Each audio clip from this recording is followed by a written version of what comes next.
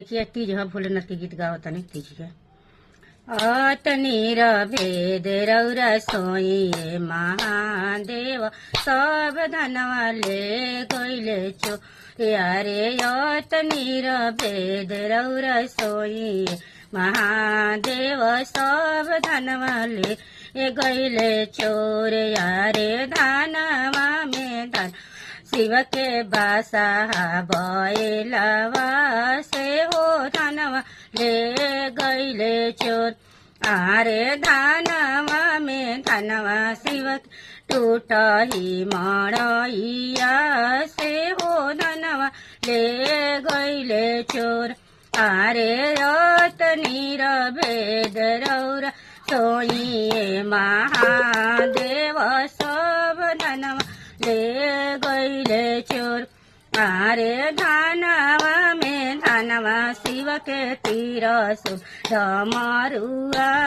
से हो धनवा ले गइले चोर आरे अतनीर भेद रौरा सोइए महादेव सब धनवा ले गइले चोर आरे धानवा में धनवा शिव के भंगिया धतुरावा से हो धनवा ले गइले चोर यारे धनवा में धनवा शिव के नागवा के मालावा से हो धनवा ले गइले चोर